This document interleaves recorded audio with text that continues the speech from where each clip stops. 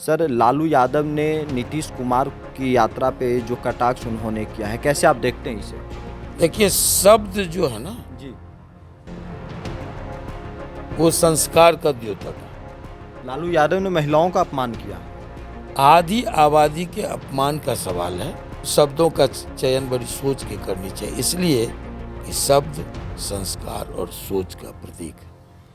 नमस्कार, आप देख रहे हैं लाइव सिटीज। मैं हूं आपके साथ सौरभ राज। अगले साल बिहार में विधानसभा के चुनाव होने हैं, उसी को लेकर के नीतीश कुमार भी बिहार में महिला संवाद यात्रा पे निकलने वाले हैं। लेकिन उस यात्रा को लेकर के लालू यादव ने बड़ा बयान दिया है। लालू यादव का कहना है कि नीतीश कुमार यात्रा पे नयन सेकने के लिए जा रहे हैं। मेरे साथ आनंद मोहन जी हैं, इनसे बात करेंगे। सर, लालू यादव ने नीतीश कुमार की यात्रा पे जो कटाक्ष उन्होंने किया है, कैसे आप देखते हैं इसे? लोकतंत्र में सबों को धरना, प्रदर्शन, सेमिनार, पदयात्रा, जनसंवाद का अधिकार है और वो एक पार्टी के हेड है, राष्ट्रीय अध्यक्ष हैं, माननीय बिहार के मुख्यमंत्री हैं।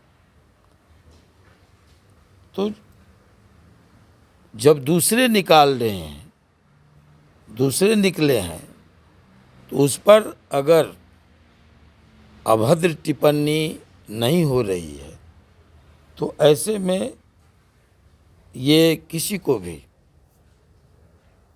अच्छा नहीं लगेगा। इस तरह की टिप्पणी, इस तरह का बयान। देखिए, शब्द जो है ना, जी। वो संस्कार का द्योतक है। इसलिए वरिष्ठ लोगों को शब्दों के चयन के पूर्व सोचना चाहिए। ये जो कुछ अभी बयान आया, जी। निश्चित तौर पर इस पर बवाल होगा। बवाल होगा। आधी आबादी के अपमान का सवाल है। लालू यादव ने महिलाओं का अपमान किया। आधी आबादी के अपमान का सवाल है। आप देखिएगा, इस पर लोग चुप नहीं रहेंगे। जो खास करके आज जो नारी सशक्तिकरण, स्त्री सशक्तिकरण का ज़माना है, तो ऐसे में इस बयान का आना निश्चित तौर पर एक विवाद को तूल देगा, मैं जैसा समझता हूँ। तेजस्वी यादव। और लालू जी जैसे वरिष्ठतम लोगों को जी। राजनीति में जो ये शब्दों का चयन बड़ी सोच के करनी चाहिए, इसलिए कि शब्द संस्कार और सोच का प्रतीक है। इससे पहले तेजस्वी यादव ने भी कहा था कि नीतीश कुमार जिस यात्रा पे निकल रहे हैं वो सरकारी खजाने से खर्च होंगे उसमें, और ये बिहार की जनता का कमाई है और वो नीतीश कुमार बर्बाद करने जा रहे हैं। जब वो डिप्टी सीएम थे तो वो अपनी पार्टी की रैलियों में जाते थे या नहीं? सवाल है। तब ये बातें क्यों भूल जाते थे लोग कि वो भी तो निकलते थे। मैंने देखा है, कोसी के इलाके में गए हैं और लोगों ने उनकी यात्राओं पर काफ़ी खर्च भी हुआ है और वो जेसीबी से पुष्प वृष्टि भी हुआ है। ये सब तो राजनीति का अंग है। क्या प्राइम मिनिस्टर नहीं निकलेंगे? प्राइम मिनिस्टर हो गए तो वो पॉलिटिकल यात्रा पर नहीं निकलेंगे?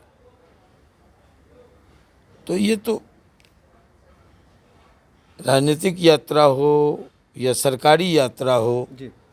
व्यक्ति बैठा तो नहीं रह सकता है। आप लोग जो के सामने 2025 विधानसभा चुनाव है, जेडीयू की क्या स्थिति है? जेडीयू की स्थिति, आप जो सेमीफाइनल हुआ, अभी 4 उपचुनाव जो हुए, जी। उसमें कौन लोग थे? 1 सीट एनडीए की थी, 3 सीटें किसकी थी? महागठबंधन की। परिणाम क्या हुआ? तो जिसने कहा आगे बढ़ के कि ये सेमीफाइनल है, 25 के पहले का सेमीफाइनल है, 4 सीटों पर चारों खाने चित्त कौन हुआ? तो अगर जीत जाते तो कहते कि ये सेमीफाइनल हम जीत लिए, फाइनल हम ही जीतेंगे। तो हार गए तो क्या कहेंगे? जो सेमीफाइनल में हुआ वही फाइनल में होगा। आप लोग सेमीफाइनल जीत गए, लेकिन तिरहुत मैं स्नातक सेमीफाइनल उपचुनाव नहीं में कहता, मैं इसको सेमीफाइनल कभी नहीं कहा। जिन लोगों ने इसको सेमीफाइनल की संज्ञा दी, जी कमर कस के उतरे पूरी एकजुटता के साथ, वो चारों सीट पर चारों खाने चित्त हो गए, हुए कि नहीं? लेकिन तो तिरहुत वो स्नातक उपचुनाव सेमीफाइनल में आप में लोग हार गए सर। सेमीफाइनल जब हार गए जी, तो फाइनल में भी वही दुर्गति होनी है। ये तिरहुत में कैसे आप लोग हार गए? जो स्नातक उपचुनाव हो रहे थे उसमें आप लोग निश्चित चौथे तौर नंबर पे पर- चले गए। निश्चित तौर पर एनडीए को आत्ममंथन करना चाहिए।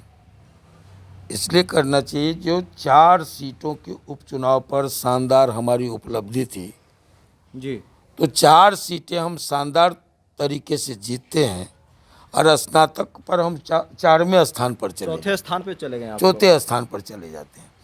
तो ये दुर्भाग्यपूर्ण है और इसलिए इस पर पार्टी को भी और एनडीए को भी कहाँ चूक हो गई सर? मंथन करना चाहिए। अब जहाँ चूक हुई वो पार्टी लीडरों को और एनडीए के नेताओं को बैठ के समीक्षा करनी चाहिए ना। ये राजनीति में अहंकार की भाषा नहीं चलती है, लेकिन शुरू से जो हम लोगों ने देखा है ना,